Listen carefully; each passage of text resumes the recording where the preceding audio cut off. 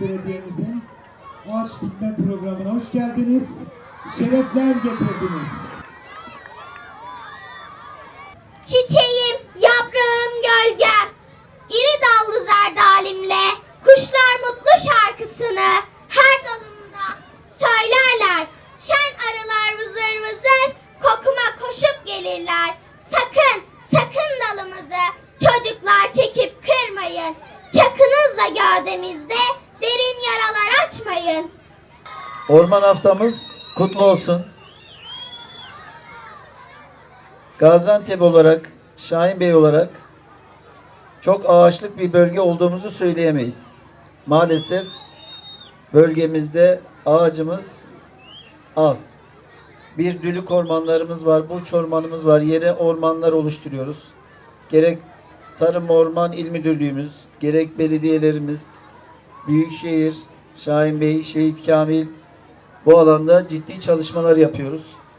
Ağaç dikmeye devam ediyoruz. Şahin Bey Belediyesi olarak şu ana kadar 4 milyona yakın ağaç dikimi gerçekleştirdik. Yine dikmeye devam ediyoruz. Sadece normal ağaç değil, meyveli ağaçlardan da dikiyoruz. 750 bin zeytin fidanı, 150 bin tane fıstık fidanı çiftçilerimize dağıttık. Ve bunlar şu anda ürün vermeye başladı. Meyve vermeye başladı. Zeytin oldu, zeytinyağı oldu ve olmaya devam edecek.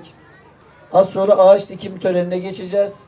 Ağaçlarımızı özellikle gençlerimizle, çocuklarımızla birlikte dikiyoruz. Çünkü gençlerimiz, çocuklarımız büyürken bu ağaçlar da onlarla birlikte büyüyecek. Çocukların hayatında bir ağaç dikmek gerçekten çok önemli. Ben her törende anlatıyorum. Biz Atatürk Lisesi'nde okurken, ortaokuldayken okulun arka bahçesi küçük bir alandı. Yani şu kadar bir alan. Oraya ağaç dikmiştik. Küçüktü. Sonra bizimle beraber onlar da büyüdü. Ne zaman okula gitsem hep bakarım bu ağaçları biz dikmiştik diye. Bu dünyada da herkesin bir dikili ağacının olsun istiyoruz. Onun için ağaçların üzerine de çocuklarımızın adına, herkesin adına bir ağaç dikiyoruz. Çocukların ellerine yazıldı, verildi isimleri. Onları ağaçlara takacaksınız ve bu ağaçları siz koruyacaksınız gençler. Az önce arkadaşlarınız şiir de okudu.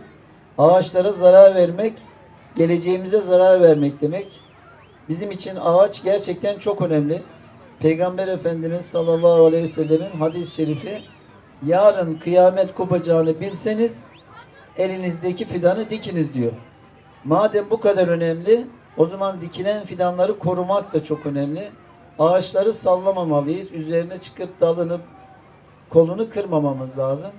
Gençlerimiz kendi diktikleri ağaçlara gözü gibi bakacaklarına da eminim. Onun için hem herkesin bir dikili ağacı olsun, hem de birlikte dikelim, birlikte koruyalım diyoruz. Şimdiden hayırlı uğurlu olsun diyorum. Törene katıldığınız için hepinize tekrar hoş geldiniz diyorum. Hepinizi saygıyla, muhabbetle selamlıyorum. Orman ve ağaç gerçekten Güneydoğu bölgesinde yaşıyoruz. En azından bir geçiş bölgesindeyiz.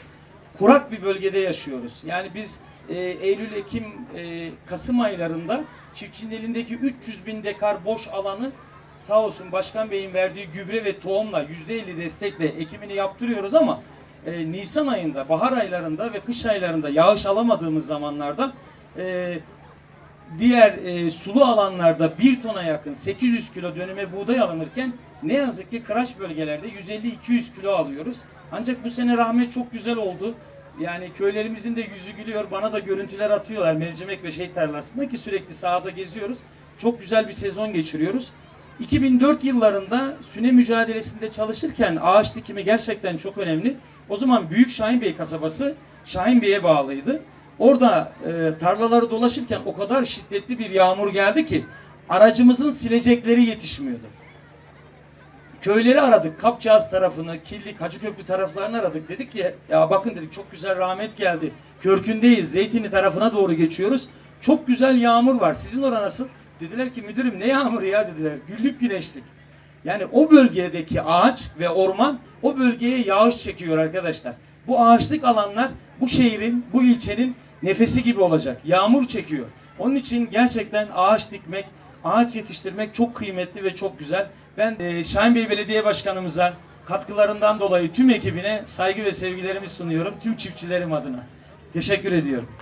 Şahin Bey Belediye'mize, Başkanımız Mehmet Almazoğlu'na hasreten teşekkür ediyorum. Biraz önce otururken, şimdi belediyemizle işbirliği içerisinde belki de 922 ilçe içerisinde en şanslı ilçe Milli Eğitim Müdürü olarak hem ağaç ekimi gerçekleştirip çocuklarımıza bu şuuru aşılıyoruz.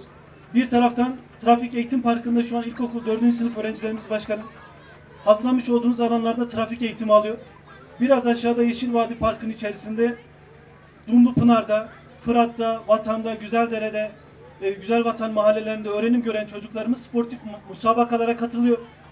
1000'e yakın öğrencimiz orada. Bununla beraber biraz önce de ortaokul ve liselerimizde aylık olarak dağıtılan kültür kitapları, hikaye kitaplarının ay sonunda ödüllü kitap okuma yarışmalarının sınavları yapıldı. Bu kapsamda 150.000 kitap öğrencilerimize ulaştırıldı ve bu da her ay tekrar eden bir faaliyet olarak devam ediyor. Başkanımın eğitime vermiş olduğu destekle biz de gençlerimizi 21. yüzyılın gerekleri üzerinde kendi öz kodlarımız üzerinde, ecdadın mirası üzerine yetiştirmeye çalışıyoruz.